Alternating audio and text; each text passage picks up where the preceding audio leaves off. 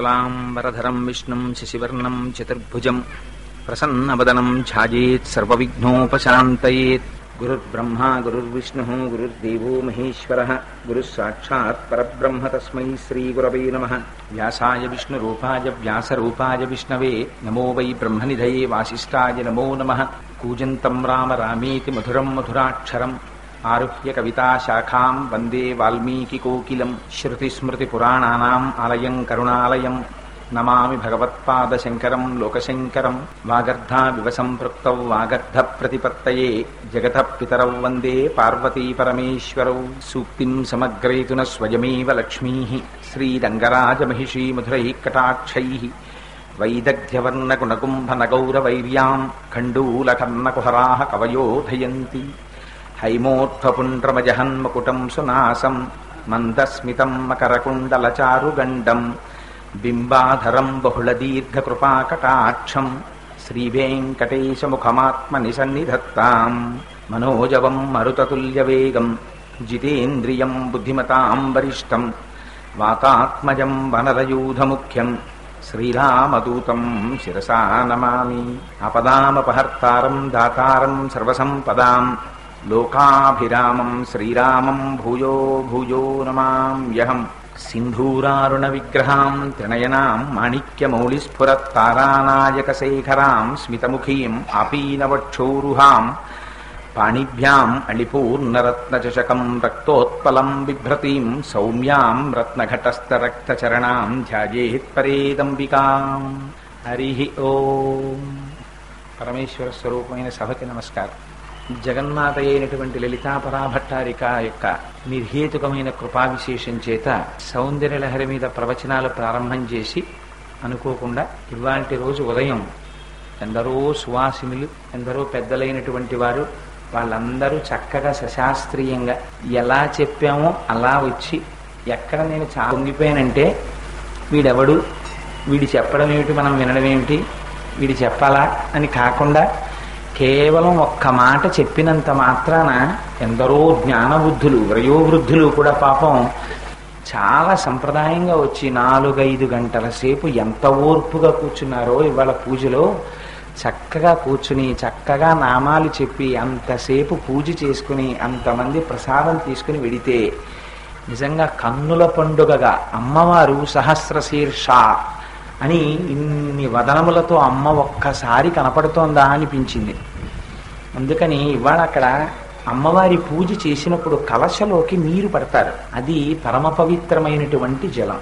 ఆ జలములు తల మీద పడితే చాలు అవి పరమ పవిత్రం చేస్తాయి. ఆ కలశ ఇక్కడికి తీసుకొచ్చి ఆ మామిడాకులతోటి మీ అందరి మీద కూడా జలాలు శిరస్సుల మీద సంప్రోక్షణ చేస్తారు. ఎక్కడ కూర్చున్న వాళ్ళు అక్కడే కూర్చుని ఉండండి, వాళ్ళే వచ్చి మీ శిరస్సుల మీద చల్లుతారు. భగవంతుడి దయ వల్ల రాయవరపు జగన్నాథరావు మెమోరియల్ ట్రస్ట్ వారు, అందున మా రాయవరపు మృత్యుంజయరావు గారు వారి తండ్రి గారి జ్ఞాపకార్థం అపారమైన పితృభక్తితో ఏర్పాటు చేసేటటువంటి కార్యక్రమాల్లో అంతర్భాగంగా ఈ సంవత్సరం 9 రోజుల పాటు సౌందర్యలహరి కార్యక్రమాల మీద ప్రసంగాలుగా జరగాలని ఒక నిర్ణయానికి వస్తే దానికి అమ్మవారి యొక్క అనుగ్రహంతోడే నేను 4వ రోజు ప్రసంగంలోకి ప్రవేశించాం. నేను మీకు ఎప్పటికప్పుడు చెప్తూనే ఉన్నాను ఒక విషయాన్ని. శంకర భగవత్పాదులు సౌందర్యలహరి రచించడంలో ఏదో ఒక చోట కూర్చుని వ్రాసినటువంటి శ్లోకములు కావవి. ఆయనలోంచి పైకి వచ్చినటువంటి అపారమైన భక్తి వెల్లువ సౌందర్యలహరిగా ప్రవహించింది. అందులో భక్తి ఉంటుంది, జ్ఞానం ఉంటుంది, మంత్ర రహస్యాలుంటాయి, ఉపాసనా రహస్యాలుంటాయి. అందుకే ఏ శ్లోకానికి ఆ శ్లోకానికే ఒక ప్రత్యేకమైనటువంటి తీరు, ఒక ప్రత్యేకమైన బాణి ఉంటాయి. ఇవాళ నేను స్పృశించబోయేటటువంటి శ్లోకం కూడా అంతే చిత్రమైనటువంటి శ్లోకం. అందులో శంకర భగవత్పాదులు అంటారు, త్వయా హృత్వా వామం వపరుపరు తృప్తేన మనసా శరీరార్థం శంభో అపరమపి శంకే హృతమభూత్ అని. అదే తత్వద్రూపం సకలమరుణాభస్త్రినయనం అని అందులో అంటారు. కుచాభ్యాం ఆనమ్రం కుటిల శశి చూడాలమకుటం. ఇది చాలా గమ్మత్తైనటువంటి శ్లోకం. ఆదిశంకరులు సౌందర్యలహరి రచిస్తుంటే అమ్మవారు సాక్షాత్కరించింది. ఎక్కడ? ఆయన హృదయ కమలంలో అమ్మవారు దర్శనమిచ్చింది. దర్శనమిస్తే ఆయన వ్రాస్తున్నటువంటి పుస్తకం ఏమిటి? సౌందర్యలహరి.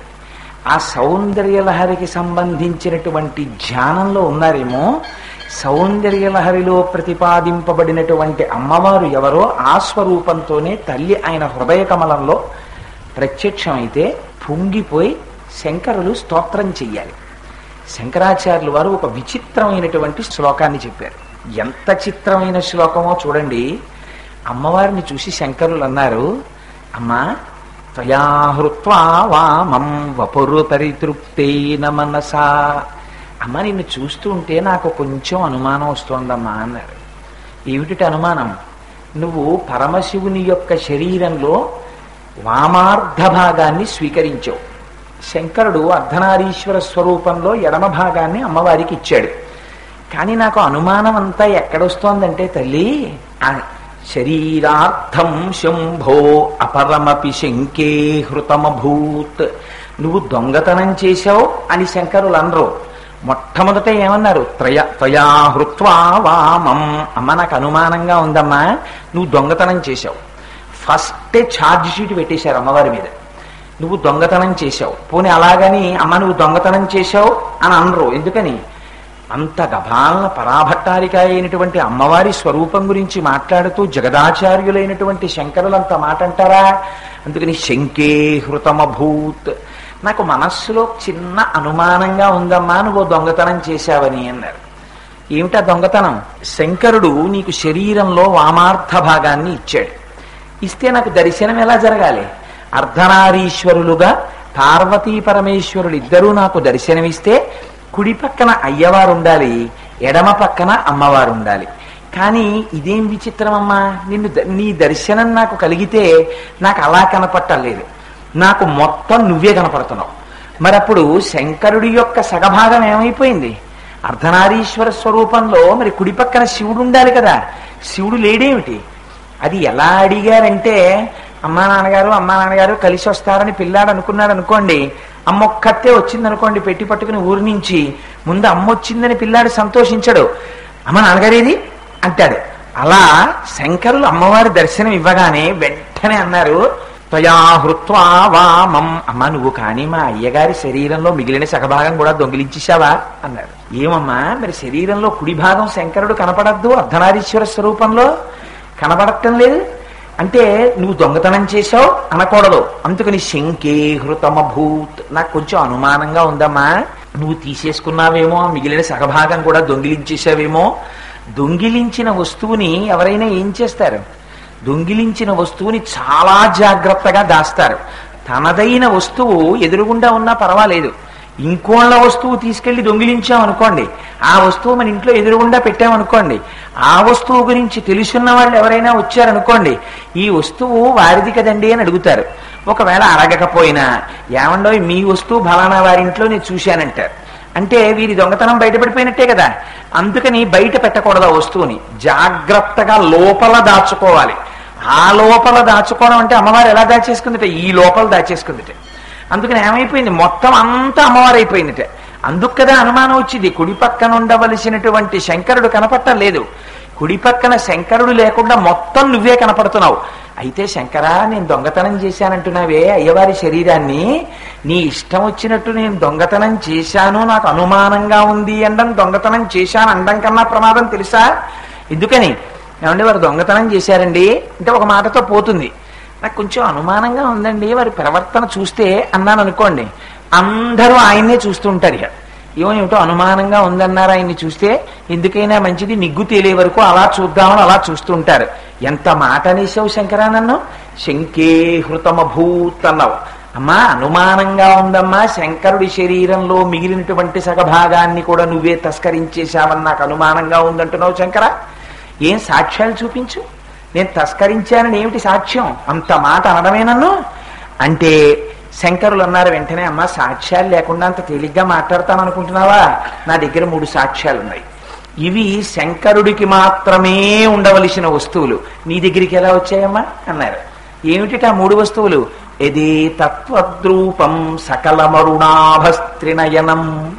అమ్మ శంకరుడు తెల్లగా ఉంటాడు, నువ్వు ఎర్రగా ఉంటావు. శంకరుడు సగభాగం ఉంటే సగభాగం తెల్లగా కనపడాలి కదా, కనపట్టలేదు. అంతా ఎర్రగా కనపడుతోంది. అంటే శంకరుడి శరీరం ఇది నువ్వు తీసేసుకున్నావు కదా, అందుకే కదా మొత్తం ఎరుపైపోయింది. ఇదిగో ఇది మొదటి సాక్ష్యం నా దగ్గర. 2, త్రినయనం, శంకరుడికి మాత్రమే 3 కన్నులుంటాయి. ఇవాళ నీకెలా వచ్చాయమ్మా 3 కన్నులు? నువ్వు నాకు 3 కన్నులతో కనపడుతున్నావు, అందుకని 3 కన్నులతో కనపడుతున్నావు కాబట్టి మా స్వామి శంకరుడి 3 కన్నులు కూడా నువ్వు దొంగిలించావు. అనుమానం, దొంగిలించావు అని అందరూ శంకరులు. మళ్ళీ మీరు ఆ మాట అనేశారనుకోండి, ఆ శ్లోకానికి అర్థం పోతుంది. ఎక్కడా శంకరులు నువ్వు దొంగిలించావు అన్న మాట వాడలేదు. శంకేహృతమభూత్, నేను అనుమానిస్తున్నానమ్మా అన్నారంతే.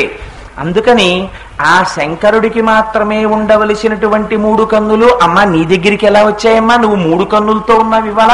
2, 1 మొత్తం ఎరుపైపోయింది శరీరం. 2 శంకరుడికి ఉండవలసినటువంటి 3 కన్నులు నీ దగ్గర ఉన్నాయి.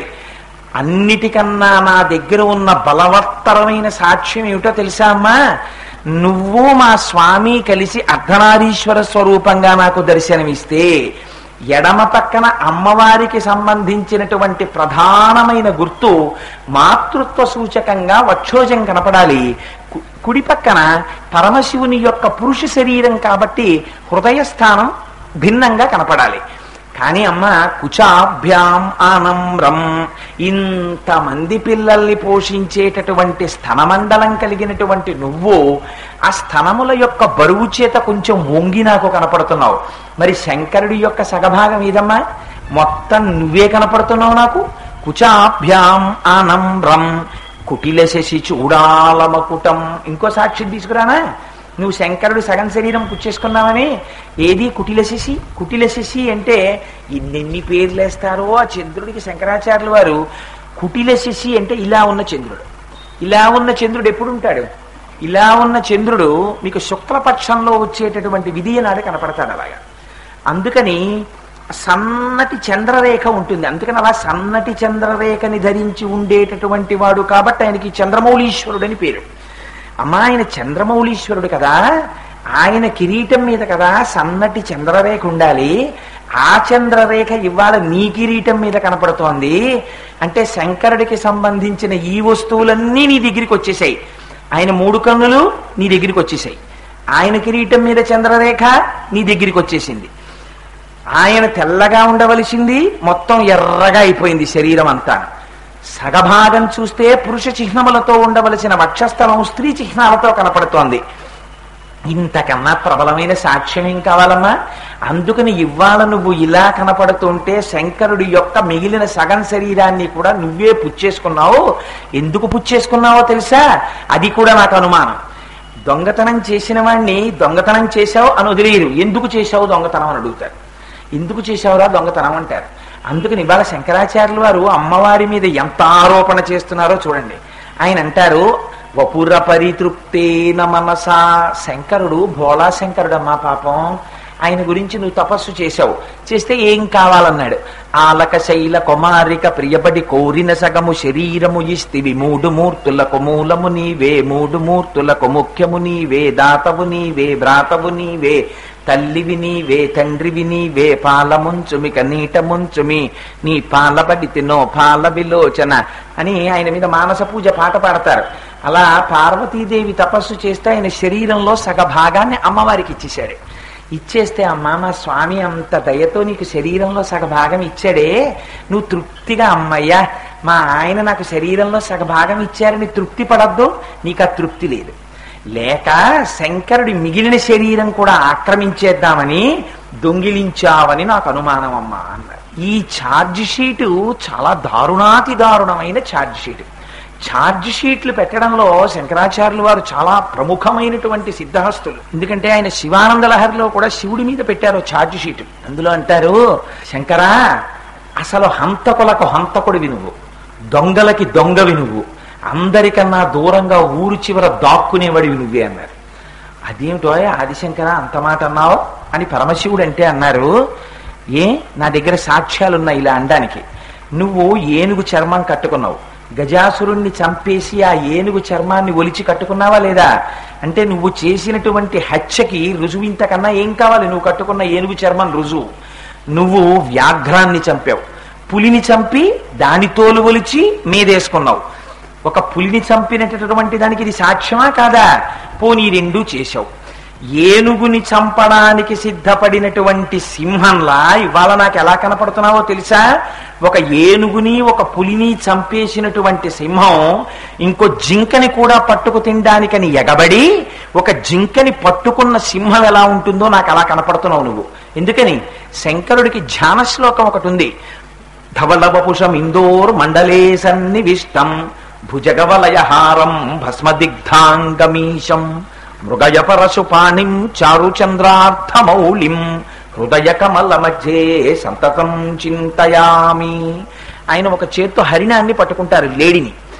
ఏం స్వామి, ఆ చేతిలో లేడిని పట్టుకుని నిన్ను చూస్తుంటే నువ్వు ఇదిగో ఇన్ని హత్యలు చేసి ఇన్ని దొంగతనాలు చేసి ఊరు చివర మంచు పర్వతాలకున్నటువంటి గుహలలో దాక్కునే వేటగాడివని నాకు అనిపిస్తోందన్నారు. నువ్వు సింహాని అనిపిస్తోందన్నారు. నువ్వు పంచాస్యాని అనిపిస్తోందన్నారు. పంచాస్యం అంటే 5 ముఖములున్నది.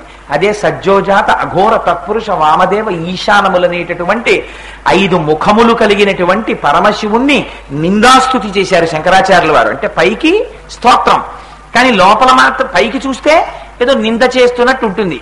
పరమశివుణ్ణి పట్టుకుని నిందిస్తున్నారా అన్నట్టుగా ఉంటుంది. లోపల మాత్రం ఆయనకి సంబంధించి గొప్ప వైభవోపేతంగా ఆయన్ని వర్ణిస్తున్నారు. అలా ఇవాళ అమ్మవారి దగ్గరికి వచ్చి అంటారు శంకర్లు, అమ్మ నిన్ను చూస్తే నువ్వు దొంగతనం చేశావని అనుమానంగా ఉందమ్మా అన్నారు. అయితే చిత్రం ఏమిటంటే ఈ శ్లోకాన్ని మీరు వేరొక అర్థంలో వచ్చి చదవడం మొదలు పెట్టారనుకోండి, ఎందుకు శంకరాచార్యులు వారు ఈ మాట అన్నారు అని మీరు ఆలోచిస్తే ఇందులో గొప్ప రహస్యాలు బయటకు వస్తాయి. ఇది స్తోత్రం.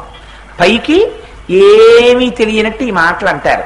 ఈ మాటలు అని ఊరుకున్నారనుకోండి, మీరు శ్లోకాన్ని అలా చదివేశారనుకోండి, శ్లోకం చదివితే ఏముంటుంది? ఇదే ఉంటుంది అంతే.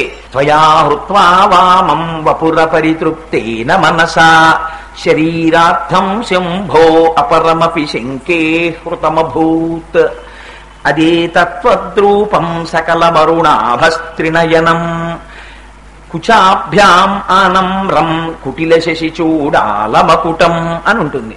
మీరు ఇది చదివితే శంకరాచార్యులు వారు అమ్మవారు దొంగతనం చేశారేమోనని అనుమానంగా ఉంది అని శంకరులు అమ్మవారిని అన్నారు, అంతే తాత్పర్యం అర్థమవుతుంది.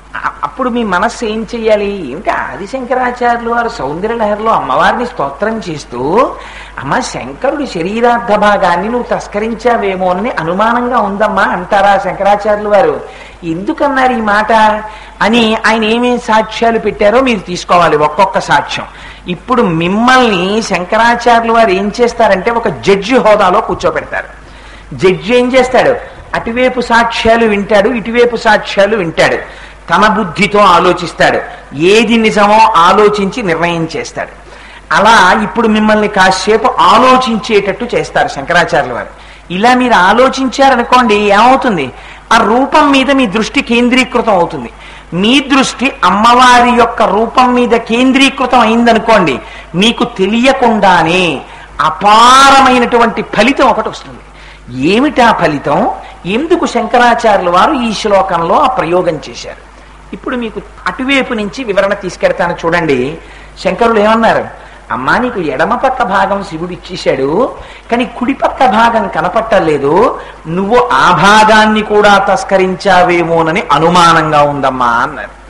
అలా అనుమానించడానికి ఏమిటి నీ దగ్గర సాక్ష్యాలు అంటే, మొట్టమొదటి సాక్ష్యం శంకరాచార్యులు వారు ప్రవేశపెట్టినటువంటిది ఏమిటి అంటే, మొత్తం శరీరం అంతా ఎర్రగా ఉంది. ఇదే కదా, అమ్మవారు ఎర్రగా ఉంటుంది, అయ్యవారు తెల్లగా ఉంటారు. మొత్తం శరీరం ఎరుపు ఎందుకు ఎక్కింది? శంకరుడు తెలుపుగా ఉండాలి కదా. అంటే ఇందులో శంకరాచార్యుల వారు ఒక గొప్ప రహస్యాన్ని చెప్తున్నారు. ఇది మీరు చాలా జాగ్రత్తగా వినాలి. ఇది మీరు విన్నారనుకోండి, ఆ ఎరుపు ఏమిటో మిమ్మల్ని ఉద్ధరిస్తుంది. ఈ ఎరుపు చెప్పడానికే ఒకటికి 10 మాటలు వ్యాస భగవానుడు అమ్మవారు ఎరుపు, అమ్మవారు ఎరుపు, అమ్మవారు ఎరుపు అంటారు. మీరు చూడండి, అమ్మవారు ఆవిర్భవించే ముందు ఉజ్జద్భాను సహస్రాభా చతుర్బాహు సమన్విత అంటారు. 1000 మంది సూర్యులు ఒక్కసారి ఉదయిస్తే ఎలా ఉంటుందో అంతటి ఎర్రతనం ఆకాశం అంతా వచ్చేసింది అంటారు. సదోదిత అరుణాదిత్యపాతల.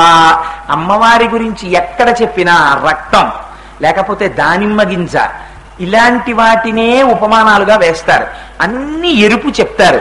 ఇక్కడ శంకరాచార్యులు వారు కూడా మొత్తం ఎరుపు రంగే కనపడుతోందన్నారు. ఎందుకు ఆ మాట అన్నారో రహస్యం ఏమిటో చూడండి. మీకు అసలు కిరణముల యొక్క రంగు తెలుపు. మీరు రెండింటిని ప్రపంచంలో రంగులని పిలవకూడదు. ఏవవి?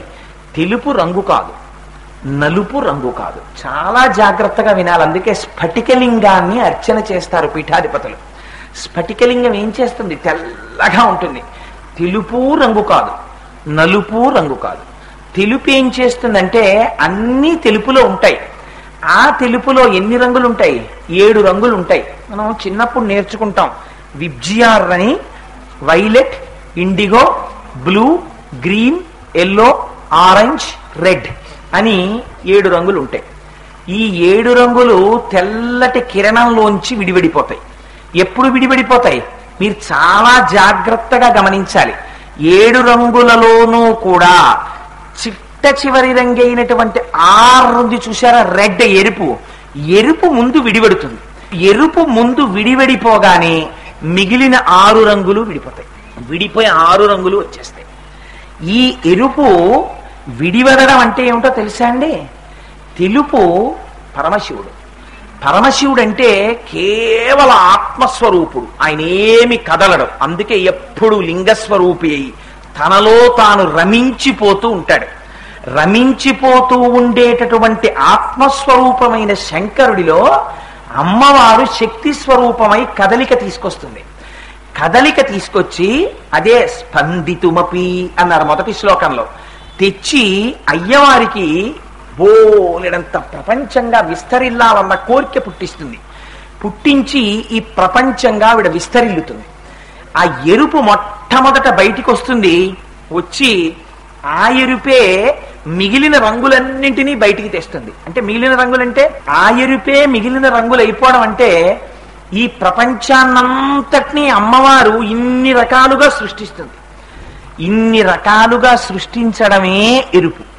మీకు 3 రంగులు చెప్తారు శాస్త్రంలో: సత్వము, రజస్సు, తమస్సు.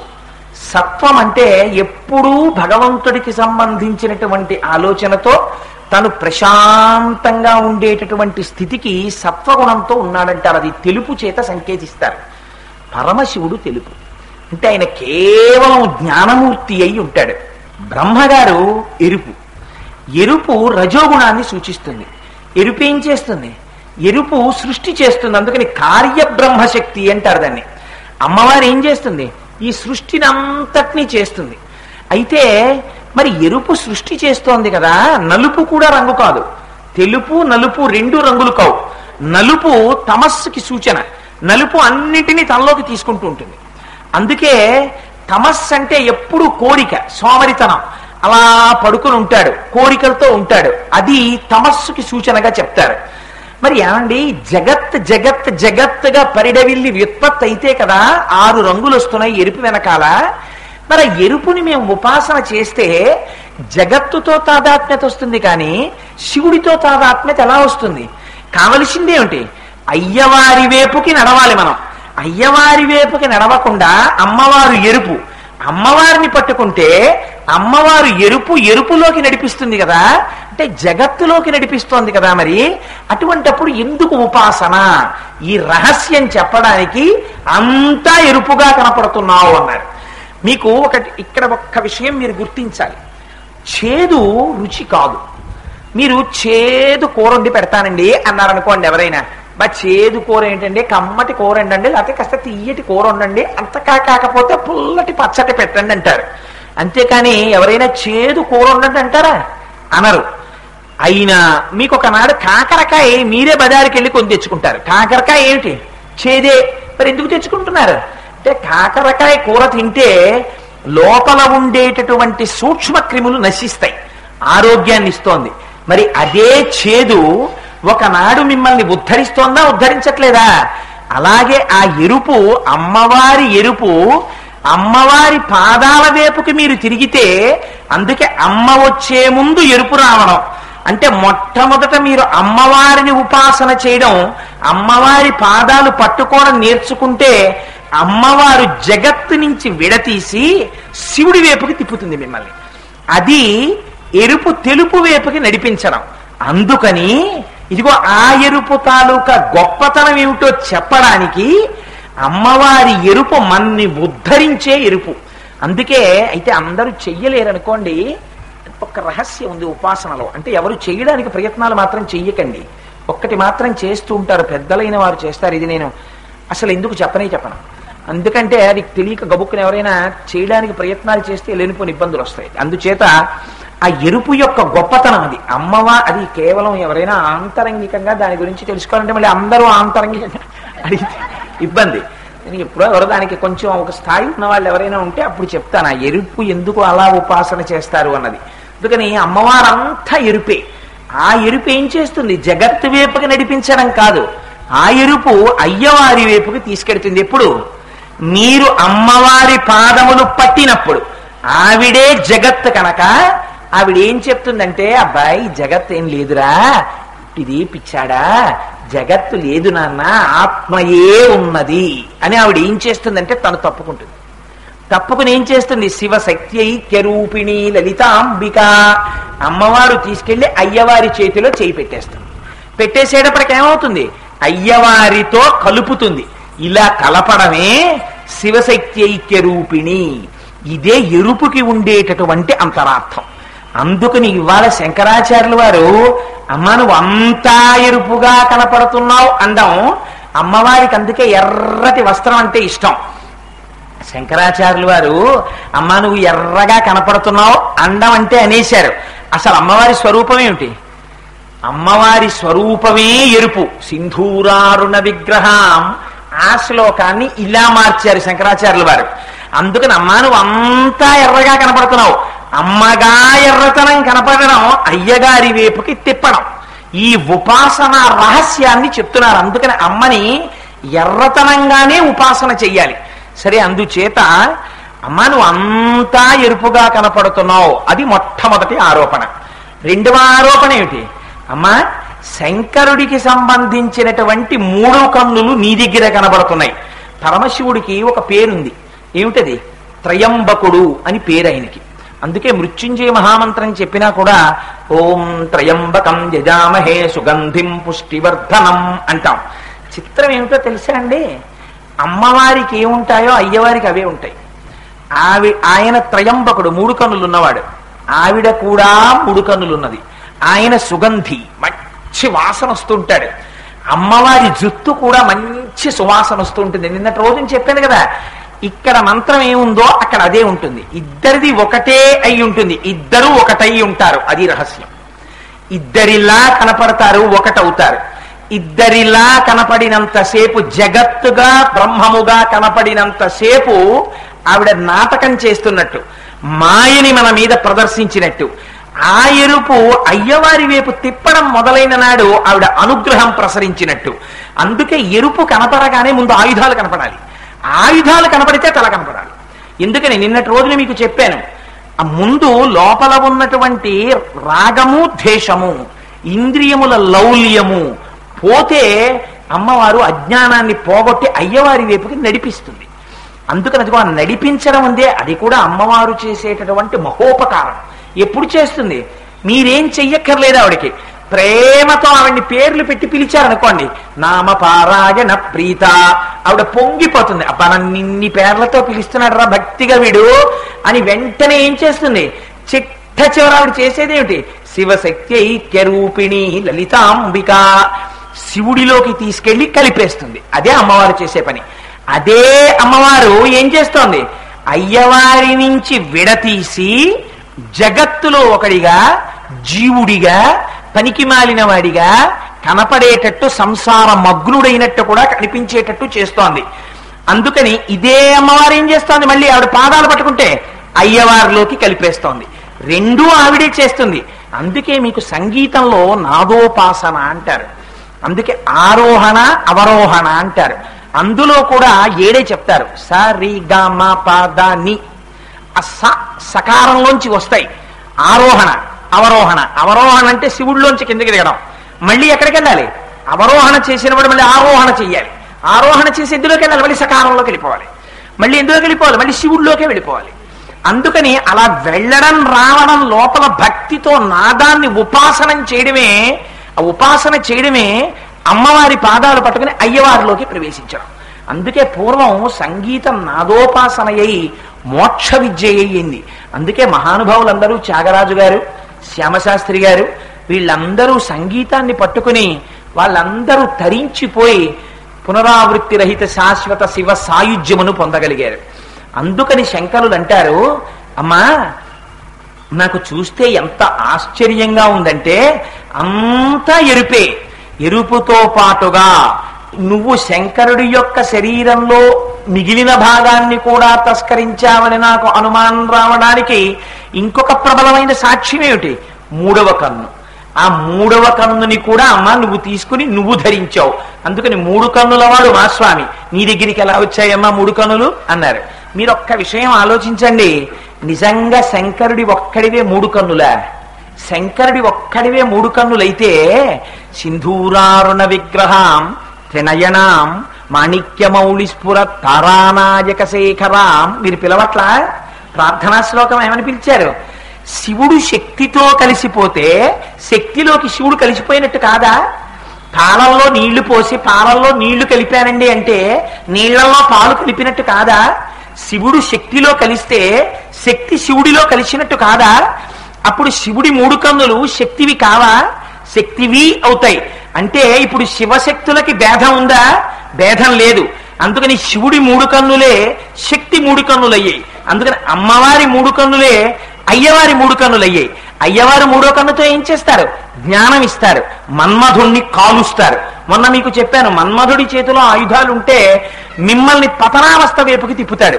అవే ఆయుధాలు అమ్మవారి చేతిలోకి వస్తే మిమ్మల్ని నిగ్రహించి అయ్యవారి వైపుకి తీసుకెడుతుంది. అమ్మవారు జ్ఞానం ఇస్తోందా లేదా? మరి అమ్మవారు జ్ఞానం ఇస్తున్నప్పుడు అమ్మవారు కూడా 3 కన్నులున్న తల్లే కాదా? అందుకని ఆవిడ కూడా త్రినయనాం. అందుకని అందులో రహస్యం ఏమిటి? అమ్మా శంకరుడి 3 కన్నులు ఇవాళ నీ దగ్గర కనపడుతున్నాయమ్మా అంటే నీకు శంకరుడికి తేడా లేదమ్మా అని చెప్పడం. అందుకని అమ్మా నీ దగ్గర 3 కన్నులు కనబడుతున్నాయి. వీటితో పాటుగా అన్నింటికన్నా ఇంకా ప్రబలమైన సాక్ష్యం ఏమిటో తెలుసా? నువ్వు శంకరుడి యొక్క మిగిలిన శరీరాన్ని తస్కరించావని నేను అనుమానపడ్డానికి శంకరుడి తల మీద ఉండవలసినటువంటి చంద్రరేఖ నీ తల మీద ఉంది. ఇదంతా ఎక్కడి నుంచి తీశారండి శంకరాచార్యులు వారు? మొదటి ప్రార్థనా శ్లోకం నుంచి ఇలా వచ్చారు. సింధూరారుణ విగ్రహం త్రినయనాం మాణిక్య మౌళిస్ఫుర తారానాయక శేఖరాం. తారానాయక శేఖరాం అంటే తారలంటే నక్షత్రాలు, నక్షత్రాలకు నాయకుడు అంటే చంద్రుడు. ఆ చంద్రుడు రేఖగా మాత్రమే ఉంటే అయ్యవారు సగుణంగా ఉంటే చంద్రరేఖ పెట్టుకుంటాడు. మళ్ళీ మీరు అది చాలా జాగ్రత్తగా గమనించాలి. ఆ తేడా శంకరుడు లింగమూర్తిగా ఉన్నప్పుడు చంద్రరేఖ ధరించడు, జ్ఞాపకం పెట్టుకోవాలి. శంకరుడు లింగ స్వరూపంగా ఉంటే ఆయన మీద చంద్రమండలం అంతా ఘనీభవించి ఉంటుంది మొత్తం. అందులోంచి కరిగి అమృతం పడుతుంటుంది ఆయన మీద. ఆపాతాల నభస్థలాంత భువన బ్రహ్మాండం ఆవిస్ఫుర జ్యోతిస్పాటిక లింగ మౌళి విలసత్పూర్ణేందువాంతామృతై. అది అక్కడ శ్లోకం, ధ్యాన శ్లోకం. పూర్ణేందువాంతామృతై. పూర్ణ చంద్రుడు సుధాస్వరూపంలో గడ్డ కట్టి అమృతాన్ని కురిపిస్తూ ఉంటాడు శివలింగం మీదకి. ఆ శివలింగం సమస్త బ్రహ్మాండములు కలిపి లింగస్వరూపం అయిపోతుంది. అన్ని బ్రహ్మాండములు కలిపి లింగస్వరూపమైనటువంటి పరమాత్మ ఒక ఆకారాన్ని తీసుకున్నాడు అనుకోండి. ఒక ఆకారాన్ని తీసుకుని వచ్చి సింహాసనంలో కూర్చుంటే అప్పుడు ఆయన పూర్ణచంద్రుడిని పెట్టుకోడు తల మీద, అప్పుడు చంద్రరేఖని పెట్టుకుంటాడు అంతే.